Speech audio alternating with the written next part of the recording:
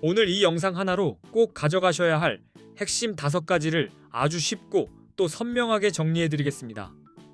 처음 보시는 분도 흐름만 따라오시면 코인 거래의 큰 그림이 머릿속에 또렷하게 잡히실 겁니다. 첫 번째는 초보자도 바로 따라올 수 있는 쉬운 코인 거래 방법입니다. 두 번째는 네이버 코인 커뮤니티에서 화제가 됐던 300만 원으로 1억 8천만 원을 만들었다고 알려진 중학생 단타 방식입니다. 세 번째는 거래할 때 수수료를 최대한 아끼는 핵심 팁입니다. 네 번째는 AI를 활용해 하루 50만 원씩 노리는 단타 접근법입니다. 다섯 번째는 첫 거래 전에 내 돈 입금 없이 $100를 받고 시작하는 방법입니다. 그리고 이 영상의 고정 댓글에는 수수료를 최대 할인받는 방법과 $100를 받고 가입하는 방법 링크를 따로 정리해 두었습니다. 영상만 보고 끝내지 마시고 고정 댓글까지 꼭 확인해 주셔야 합니다. 처음 가입 이벤트로 받는 $100만으로 당장 10억을 만드는 건 현실적으로 어렵습니다. 하지만 내 돈을 넣지 않고 거래를 연습해 볼 수 있고 레버리지를 잘 활용해 거래에 성공하면 몇백만 원까지도 노려볼 수 있습니다. 먼저 왜 많은 분들이 코인에 주목하는지 아주 단순하고 직관적으로 말씀드리겠습니다. 우리가 10년 전에 금, 주식, 코인, 부동산에 각각 1,000만 원을 넣었다면 지금 결과가 어떻게 달라졌을지 보시면 이해가 빨라집니다. 코스피 지수는 10년 전에 비해 약 2.66배 올랐습니다. 그래서 2016년에 1,000만 원을 지수 추종형 주식에 넣었다면 지금은 약 2,260만 원 정도로 볼 수 있습니다. 같은 2016년에 1,000만 원으로 금을 샀다면 약 233.5g 정도를 보유했을 것이고 2026년 기준으로 계산하면 약 5,560만 원 수준이 됩니다. 주식보다 더 강한 흐름을 보여준 셈입니다. 서울 기준 아파트 가치로 환산해 2016년에 1,000만 원어치를 보유했다고 보면 2026년에는 약 2,400만 원 정도의 가치로 평가할 수 있습니다. 물론 오른 자산이지만 폭발력만 놓고 보면 아쉬움이 남습니다. 그런데 2016년에 1,000만 원어치 비트코인을 샀다면 이야기가 완전히 달라집니다. 2026년 기준으로 무려 26억 원 이상이 되는 어마어마한 수익률이 나옵니다. 숫자만 봐도 시장의 파괴력이 얼마나 큰지 바로 느껴지실 겁니다. 이 정도 결과를 보면 왜 코인을 공부해야 하는지 더 설명이 길 필요가 없습니다. 게다가 코인은 오를 때만 기회가 있는 시장이 아닙니다. 오를 때는 롱으로, 내릴 때는 숏으로 수익 기회를 만들 수 있다는 점이 아주 강력합니다. 여기에다 수익이 나더라도 세금 부담이 크지 않다고 느끼는 분들이 많고 투자 효율 면에서도 매력적이라고 보는 이유가 있습니다. 그래서 많은 투자자들이 여러 자산 중에서도 코인을 가장 강한 기회로 보고 있습니다. 그리고 해외 코인 거래소에는 레버리지 기능이 있습니다. 국내 거래소에는 사실상 없는 기능이지만 해외 거래소에서는 이 레버리지를 통해 적은 돈으로도 훨씬 큰 규모의 포지션을 운용할 수 있습니다. 예를 들어 50만 원이 있어도 10배 레버리지를 쓰면 5천만 원 규모의 투자처럼 움직일 수 있습니다. 이미 30억이 넘는 자금을 가진 분이라면 몰라도 작은 시드로 큰 수익을 노리려면 레버리지는 거의 필수처럼 여겨집니다. 그래서 코인 거래의 첫 단추이자 가장 중요한 출발점은 좋은 거래소를 고르는 일입니다. 실제로 많은 한국 투자자들이 국내 거래소를 떠나 해외 거래소로 이동하고 있는 이유도 바로 여기에 있습니다. 첫 번째 이유는 레버리지입니다.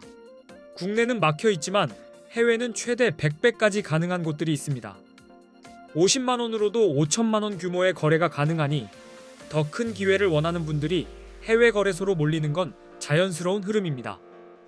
두 번째 이유는 수수료입니다. 단타를 해보신 분들은 아시겠지만 수수료는 수익을 갉아먹는 가장 무서운 비용입니다.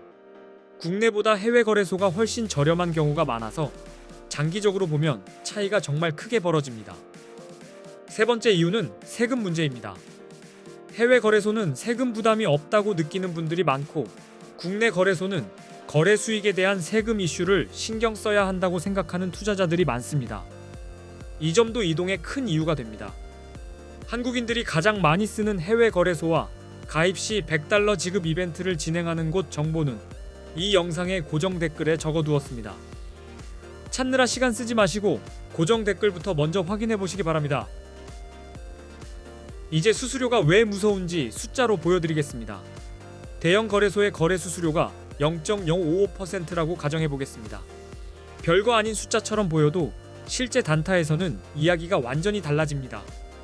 예를 들어 1000만 원 규모로 단타를 치고 여기에 20배 레버리지를 사용한다고 가정해 보겠습니다. 이 경우 1회 거래에 들어가는 수수료가 22만 원입니다. 한 번 눌렀을 뿐인데 이미 돈이 새고 있는 겁니다. 하루에 10번만 거래해도 수수료가 220만 원입니다. 이쯤 되면 수익을 내기 전에 이미 체력이 빠져버립니다. 많은 분들이 차트는 맞췄는데 계좌가 안 늘어나는 이유가 바로 여기에 있습니다. 그래서 수수료가 비싼 거래소에서는 애초에 이기기 힘든 싸움을 하게 됩니다. 단타는 특히 진입과 청산이 작기 때문에 수수료가 낮은 거래소를 고르는 것만으로도 승률이 아니라 실수익이 달라집니다. 이제 기준을 5가지로 잡고 비교해 보겠습니다. 첫째는 수수료가 얼마나 저렴한지, 둘째는 거래 방법이 얼마나 간편한지, 셋째는 한국어 지원 여부입니다. 여기에 레버리지 배수와 원화 입금 가능 여부까지 보겠습니다.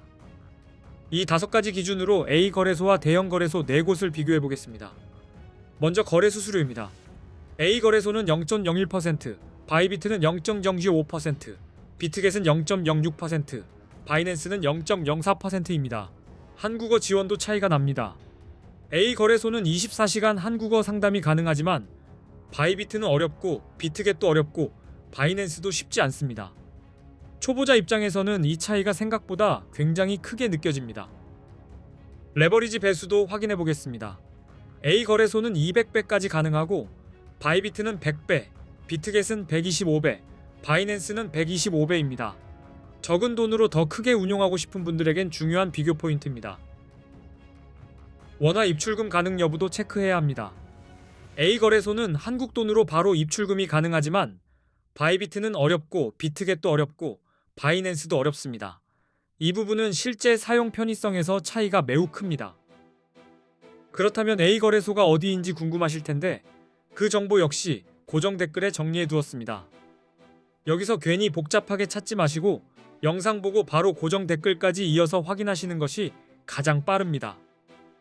이제부터는 언제 롱을 잡고 언제 숏을 잡아야 하는지 말씀드리겠습니다. 비트코인 같은 암호화폐는 변동성이 매우 크기 때문에 방향을 맞추는 것보다 어느 자리에서 들어가느냐가 훨씬 더 중요합니다. 먼저 개념부터 아주 쉽게 정리하겠습니다. 롱 포지션은 가격이 오를 것이라고 보고 진입하는 것입니다. 쉽게 말해 상승에 거는 베팅입니다. 반대로 숏 포지션은 가격이 떨어질 것이라고 보고 들어가는 하락 베팅입니다. 롱 포지션은 비트코인의 상승 가능성이 뚜렷할 때 진입하는 전략입니다. 가장 먼저 볼 것은 차트의 추세입니다. 비트코인이 계속 고점을 높이며 올라가고 있다면 그 구간은 롱이 유리한 흐름일 가능성이 높습니다. 기술적 분석에서는 50일 이동평균선이 150일 이동평균선을 위로 돌파할 때 골든 크로스라고 부릅니다. 이 신호는 시장에서 강한 상승의 시작으로 해석되는 경우가 많아서 롱 진입 근거로 자주 활용됩니다. 거래량도 꼭 함께 보셔야 합니다. 가격이 올라가는데 거래량까지 같이 늘어나면 시장 참여자들이 그 상승을 실제로 밀어주고 있다는 뜻이 됩니다. 이런 상황은 상승 신뢰도가 높아져 롱 진입에 유리합니다. 뉴스도 절대 빼놓으시면 안 됩니다. 비트코인 규제 완화, 대형 기관의 진입, ETF 승인 같은 호재가 나오면 시장 심리가 강하게 살아납니다. 이런 외부 재료는 롱 포지션의 성공 확률을 높이는데 큰 역할을 합니다. 이번에는 숏 포지션입니다. 숏은 비트코인 가격 하락이 예상될 때 진입합니다. 차트에서 저점이 계속 낮아지고 반등이 나와도 힘이 약한 하락 추세라면 숏 포지션이 더 유리한 환경이 될 수 있습니다. 기술적 분석 기준으로는 50일 이동평균선이 150일 이동평균선 아래로 내려갈 때 데드크로스라고 부릅니다. 이 신호는 하락 전환으로 해석되는 경우가 많기 때문에 숏을 준비하는 대표적인 기준이 됩니다. 거래량이 줄어드는 것도 중요한 신호입니다. 가격이 오르는데 거래량이 오히려 감소하면 상승의 힘이 약해지고 있다는 뜻일 수 있습니다. 이런 장면은 곧 하락으로 돌아설 가능성을 암시해 숏 진입 확률을 높여줍니다. 악재 뉴스가 나올 때도 숏을 생각해 볼 수 있습니다. 규제 강화, 해킹 사고, 주요 국가의 암호화폐 규제 정책 강화 같은 뉴스는 시장을 차갑게 만들고 가격을 눌러버릴 수 있어 숏 포지션이 유리해질 수 있습니다. 그리고 비트코인 시장에서는 기술적 분석이 정말 중요합니다. 많은 분들이 보는 대표 신호가 RSI, MACD, 볼린저 밴드입니다. 이런 보조 지표는 차트만 볼 때 놓치기 쉬운 변동성과 흐름을 더 또렷하게 보여줍니다. RSI는 과매수와 과매도 상태를 판단할 때 많이 씁니다. RSI가 70 이상이면 과매수로 해석해 숏을 고려할 수 있고 30 이하이면 과매도로 보고 롱이 더 유리할 수 있다고 판단합니다. 맥디와 볼린저 밴드도 함께 보면 훨씬 좋습니다. 맥디는 추세 전환의 힌트를 주고 볼린저 밴드는 변동성의 압축과 확장을 보여줍니다. 이런 도구들은 어느 자리에서 롱과 숏을 선택할지 판단하는 데 큰 도움이 됩니다. 결국 정리하면 롱 포지션은 상승 추세와 긍정적 신호를 확인한 뒤 들어가야 하고 숏 포지션은 하락 추세와 부정적 신호를 근거로 결정해야 합니다. 감으로 누르는 것이 아니라 근거를 모아서 들어가셔야 합니다. 오늘 영상 내용이 여러분의 코인 단타에 도움이 되셨다면 정말 기쁩니다. 영상만 보고 끝내지 마시고 고정 댓글에 정리해둔 핵심 팁까지 꼭 챙겨보시기 바랍니다. 거기에 정말 기가 막힌 정보들을 담아두었습니다.